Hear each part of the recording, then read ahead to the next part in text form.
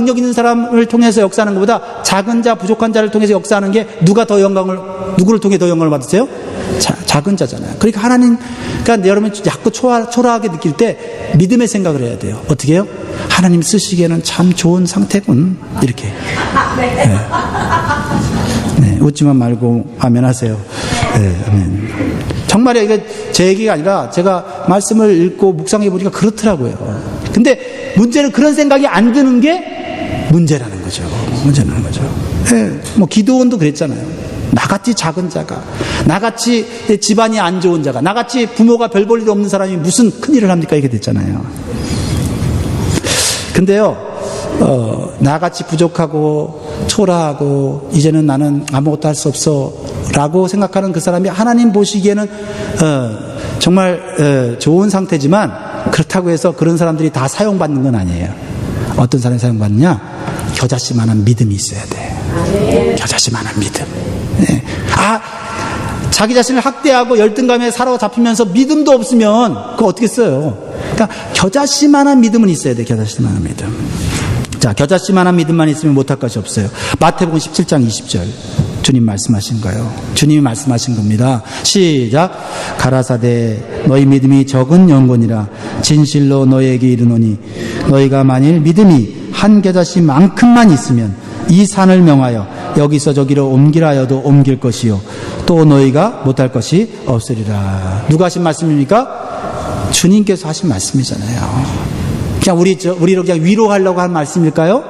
아니잖아요. 정말 그렇게 될 수 있으니까 말씀하신 거 아닙니까? 그럼 겨자씨만한 믿음은 어떤 믿음일까요? 겨자씨만한 믿음은 하나님에 대한 믿음이에요. 즉 하나님의 능력에 대한 믿음이에요. 그러니까 하나님의 능력만 바라보는 믿음이에요. 네. 마음으로는 하나님의 능력을 온전히 신뢰한 믿음이고요, 몸으로는 하나님께 가까이 가는 믿음이에요. 지난주에 나눴던 문둥병자의 치유 사건을 여러분 기억하시죠? 그 문둥병자가 한 것은 오직 한 가지 행동밖에 없어요. 아니, 한 가지 행동밖에 할 수 있는 것이 없었어요. 그게 겨자씨만한 믿음이에요. 할 수 있는 게 이것밖에 없다. 가요에도 이런 가사가 나오면 할 수 있는 것이 이것밖에 없다. 이거예요. 뭐예요? 할 수 있는 것이 예수님 앞에 나아가는 것밖에 없다라고 하는 그 믿음 하나, 그 작은 믿음 하나, 그거예요. 이 문둥병자가 예수님께 잘 보이려고 최대한 자신을 아름답게 꾸미고 가지 않았어요. 내가 그래도 나에게 있는 재능과 학식이 있으면 주님이 좀 더 좋게 보겠지. 그거 가지고 나간 거 아닙니다. 그 과거에 대단했던 경력이나 경험을 이력서에다가 막 써갖고 그래도 그거라도 좀 보여주면 예수님이 나를 더 좋게 보시겠지. 그렇게 나간 것이 아니라는 겁니다. 이 겨자씨만한 믿음은 다른 어떤 지식이나 경험은 없지만 예수님은 모든 것을 하실 수 있다는 믿음 하나만 있는 상태. 그렇죠? 물론 이런 믿음에다가 영적인 지식도 있고, 그리고 어제 영적인 체험도 있으면 믿음이 더 커지겠지만은 나는 영적인 지식도 없고 어떤 영적인 체험도 없고 말이죠. 그런데 내가 한 가지 믿는 건 예수님은 능력이 있다는 거. 그게 겨자씨만한 믿음이에요. 그게. 여러분, 세상에서는 어떻게 인정받아요? 여러분, 부족한데 부족함을 자꾸 보이면요, 그 사람 안 씁니다. 부족할수록 어떻게 해요? 좀 더 있어 보이기 위해서 노력을 좀 해야 돼요. 네. 그래서 미국에서는 안 그런지 모르지만 한국에서 가끔 이렇게 그런 남에게 보이기 위해서 부족함을 옷으로 좀 이렇게 채우는 그런 사람들이 있잖아요. 그렇죠? 그래서 여름인데 동창회, 그러니까 자기 친구들 모임에 가는데 두꺼운 모피 코트를 입고 가는 거예요. 그 모피 코트를 뭐라 그러지? 한국 밍크 코트. 그래갖고 남편이 아니 지금 날씨가 더운데 왜 밍크 코트를 입고 가냐고. 친구들한테 좀 있어 보이려고 좀 덥지만은 참고 밍크 코트를 입고 간다고. 이게 세상에서 우리가 좀 있어 보이려고 좀 하는 거거든요. 그래야만 세상은 인정을 해주잖아요.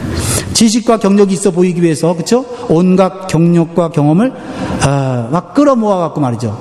이력서에 써야만 그래도 직장에서 어떻게 해요? 이 사람을 그래도 인정해주고 채용을 하잖아요. 그러나 하나님 나라는 반대라는 거예요. 하나님 나라는 왜요? 하나님 앞에서 우리가 있다고 해봐야 하나님 앞에서는 그 있는 거 아니에요. 네. 사람들 앞에서 잘나봐야 하나님 앞에 잘난 게 없거든. 차라리 하나님 나 부족해요, 연약해요, 나는 작고 초라한 자여라고 하나님께 아예 보여드리는 게 나아요. 그러면 하나님이 그 능력으로 채워주셔서 일을 하시는 거죠. 사랑하는 성도 여러분, 하나님은 작은 자를 사용하기를 기뻐하십니다. 그러므로 하나님만 의지하고 하나님께 가까이 가는 이 겨자씨만한 믿음, 이 믿음으로 새해를 출발하면 좋겠어요. 출발이니까. 이제 조금 여러분들의 얼굴이 조금 이제 펴지는 것 같아요.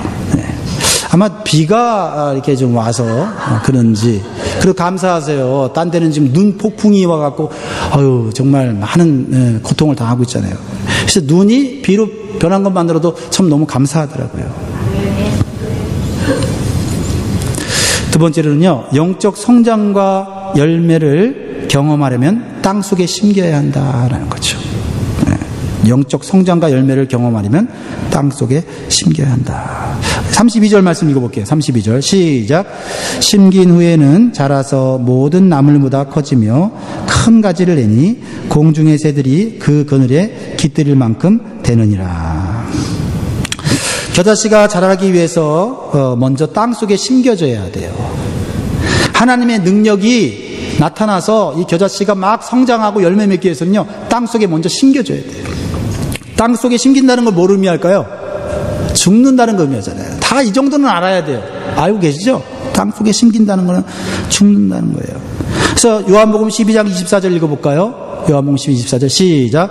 내가 진실로 진실로 너희에게 이르노니 한 알의 밀이 땅에 떨어져 죽지 아니하면 한 알 그대로 있고 죽으면 많은 열매를 맺느니라. 이건 비유죠. 그렇죠? 밀알이 땅속에 들어가서 죽어야 싹이 나고 성장해서 결국 열매를 맺듯이 사람의 영적 성장도 마찬가지다. 그 사람 안에 역사하는 하나님의 능력도 마찬가지예요. 먼저 죽어야 돼요. 땅속은 보이지 않잖아요. 사람에게도 보이지 않는 곳이 있어요. 어디예요? 마음이에요. 마음속에 죄성을 가진 자아가 있어요. 이 자아가 죽어야 돼요. 이 자아가 죽어야 하나님께서 생명의 역사를 시작하는 거예요. 죽지 않으면, 그렇죠? 내 고집, 내 주장이 하나님의 뜻보다 더 강하게 나타나잖아요. 죽었는데 반쯤 죽었어. 그럼 어떻게? 어쩔 땐 하나님 뜻대로 하고 어쩔 땐 내 뜻대로 하고 말이죠. 또 어떤 사람은 안 죽었는데 죽었다고 생각해. 그래갖고 자기 의의를 드러내. 하나님 말씀을 막 얘기하는데 안 죽었어. 그러면서 자기의 의의를 드러내고 내가 옳다는 거예요. 내가 옳다는 거. 옳을 때도 있어요. 근데 옳을 때도 있지만 항상 옳은 게 아니에요. 자기 의의를 이렇게 드러내는 거죠. 성경은 아직 죽지 않은 자아를 옛사람이라고 말하고 예수 안에서 죽은 자아를 새사람이라고 말하잖아요. 작년 우리 표어잖아요. 우리 한번 읽어볼까요? 옛사람은 어떻게 해야 돼요? 죽어야 돼요. 새사람은 살아야 되고. 에베소서 4장 22절에 24절 시작. 너희는 유혹의 욕심을 따라 썩어져가는 구습을 쫓는 옛사람을 벗어버리고 오직 심령으로 새롭게 되어 하나님을 따라 의와 진리의 거룩함으로 지으심을 받은 새 사람을 입으라. 땅 속에서 씨가 죽어야 성장이 시작돼요. 그렇죠? 씨가 죽으려면 어떻게 돼요? 땅 속에서 땅의 압력으로 고난과 좀 핍박을 받아야 돼요. 고난과 고통을 받아야 돼요.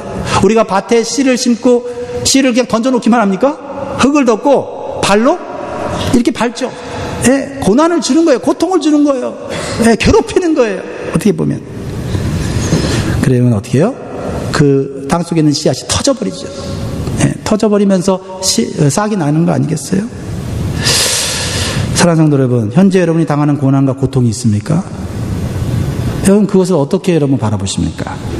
그 고난과 그 고통이 여러분의 옛 자아를 죽이는 데 사용하면 하나님의 능력이 나타날 거고요.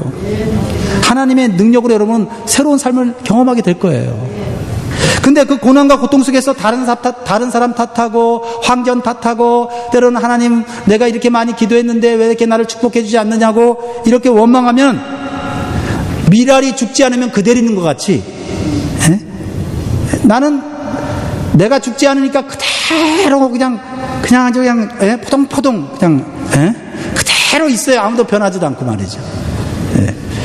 아무런 변화와 성장이 일어나지 않는다는 거예요.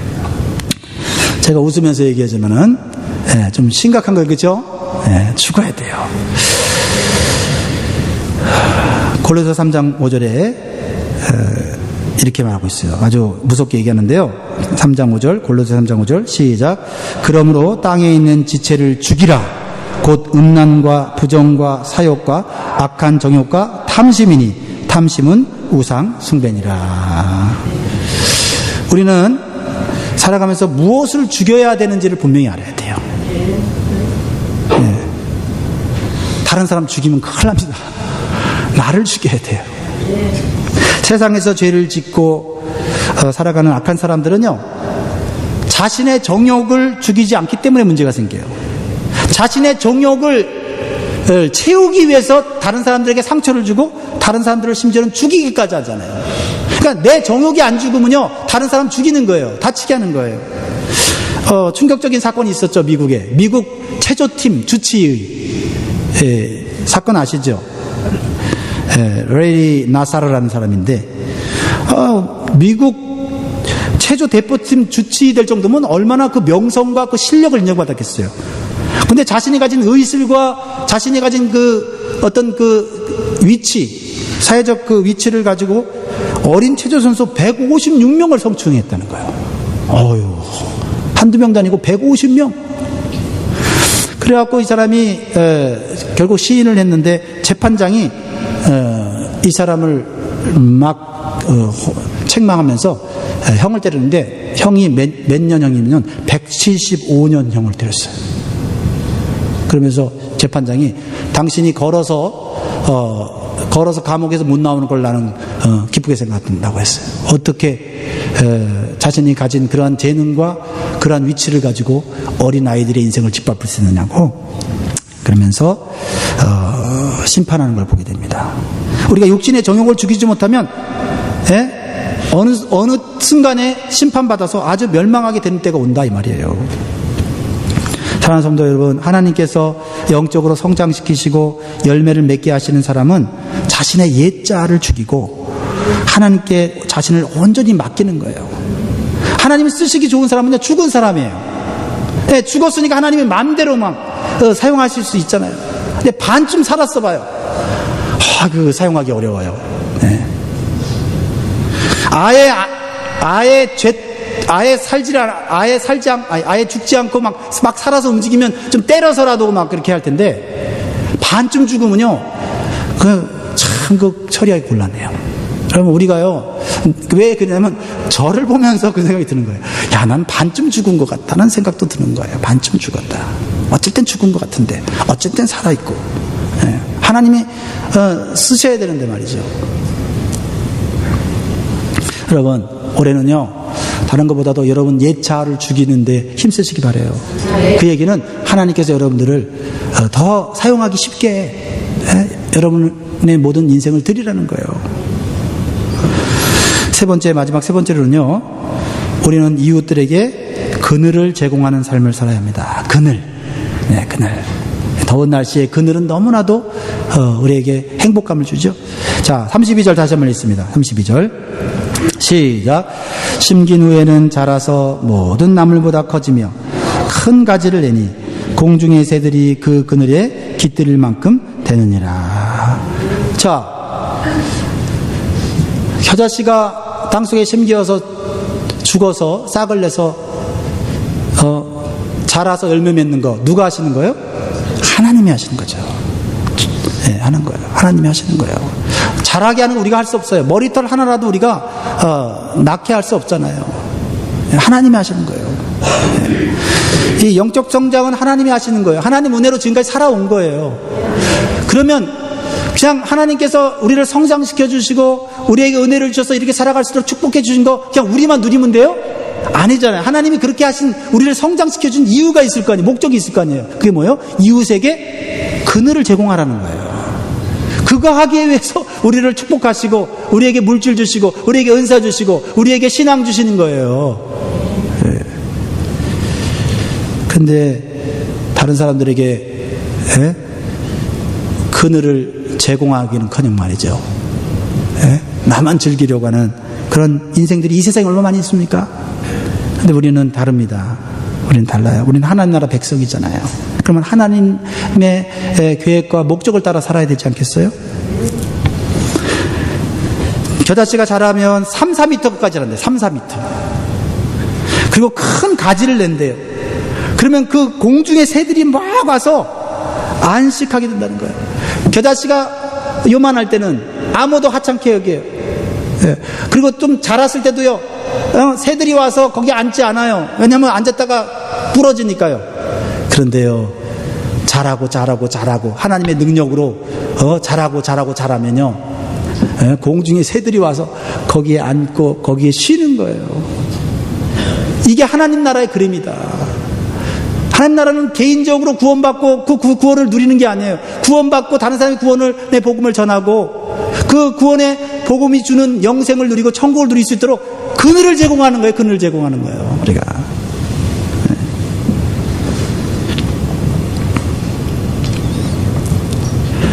사랑하는 성도 여러분, 새해에는 여러분의 사랑과 섬김의 그늘에서 많은 사람들이 쉬고 안식을 누릴 수 있기를 주의 이름으로 축복합니다. 근데 문제는 우리가 사랑과 섬김의 그늘을 제공할 때 오는 어려움이 있어요. 사람들이 이것 때문에 그늘을 제공하지 못하는 경우가 있죠. 여러분, 새들이 와서 가만히 그늘에 쉬었다가 가면 좋은데 새들이 때때로 어떡하죠? 그늘에 쉬었다가 거기에 똥 싸고 가잖아요. 아침부터 똥 얘기해서 죄송합니다. 근데 비 오니까 똥을 싸고 가잖아요. 지저분하게 하고 가잖아요. 그래서 한두 번은 치울 수 있어요. 그렇죠? 아이고 귀여운 것들, 새똥이네. 아이고 이렇게 치워주는데, 아이고 새들이 그냥 맨날 와갖고 거기서 그냥 제잘거리며 지저분하게 만들고 똥 싸고 가는데 말이죠. 똥 치워줘도 고마운 줄 몰라 또.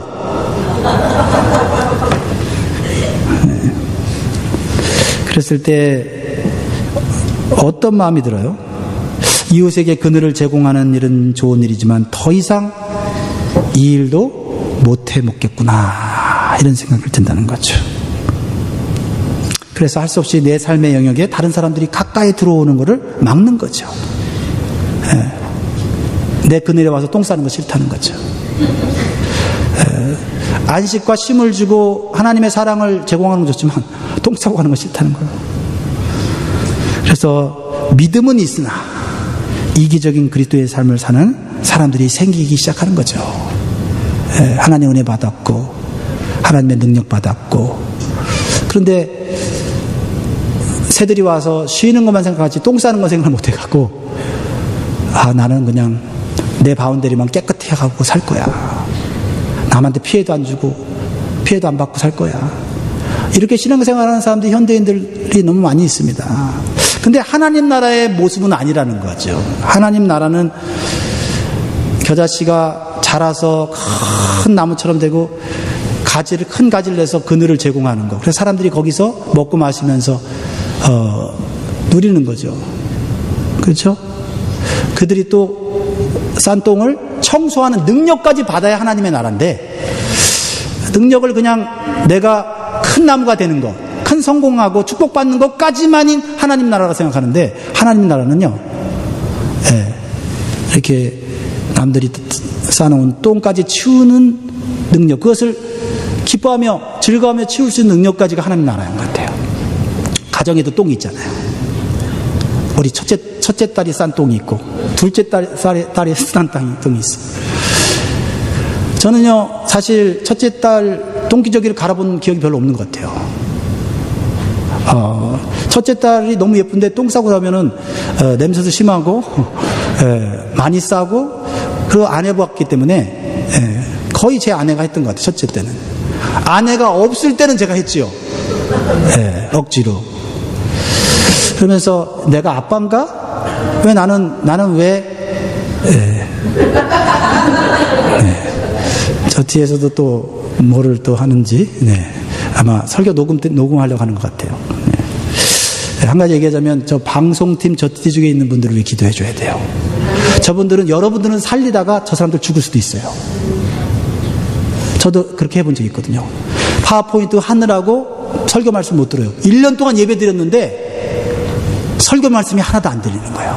그러니까 남은 영적으로 살리는데 난 영적으로 죽을 수도 있다는 거죠. 그래서 저분들을 위해서 기도해 줘야 돼요. 저는 항상 저분들을 보면서 고맙고, 저분들을 어떻게 하면 개인적으로 영적으로 좀 살릴 수 있을까. 성경 공부할 타임을 제가 찾고 있어요. 저는 진짜 마음이 아파요. 네. 교회 봉사하면서 말씀을 못 듣는 분들, 네. 저분들을 위해서 정말 기도하셔야 돼요. 네. 훌륭한 분들이에요. 아침 일찍 나와서 파워포인트 하지요. 그러니까 또 이 말씀 녹음하죠. 녹음했는데 녹음 또 지지직 소리 난다고 또 불평하면 또 녹음 또 한 것도 고쳐야죠. 일은 많이 하는데, 정말 하나님 말씀을 저분들이 개인적으로 열심히 묵상하지 않으면 남 살리고 본인들이 영적으로 병들 수 있는 자리가 저 자리거든요. 이 봉사의 자리가 그런 자리예요.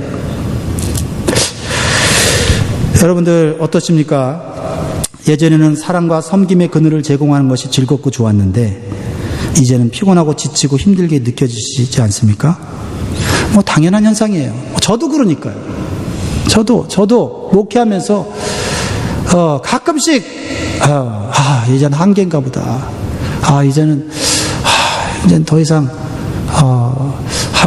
할 수 있는 능력이 없다 하는 그런 생각이 들 때도 있습니다. 그래서 여기서 포기하고 내 신앙만 지키면서 사는 것이 상책이라는 생각이 들어요. 나는 하나님과 나의 개인적인 관계, 얼마든지 성경 읽고 해석하면 은혜 받을 수 있는 능력이 있으니까 나는 하나님과 관계 속에서 나는 얼마든지 신앙 지킬 수 있어.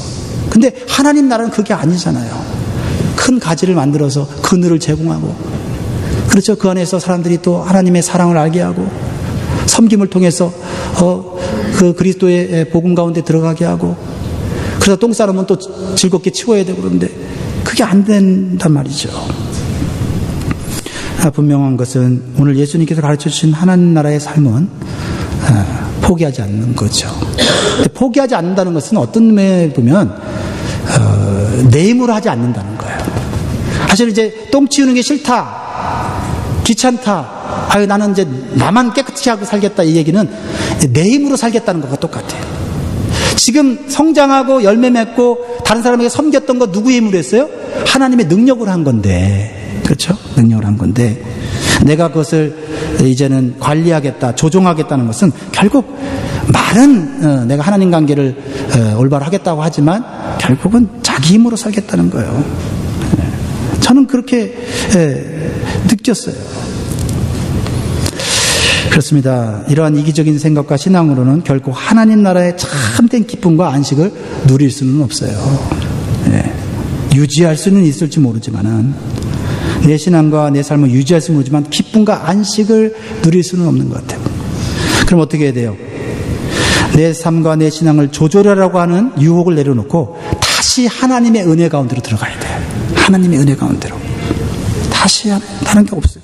하나님의 은혜를 받기 위해서 몸부림쳐야 돼요. 몸부림쳐야 돼요. 마음만이 아니라 몸을 쳐야 돼요. 몸을 쳐야 돼요.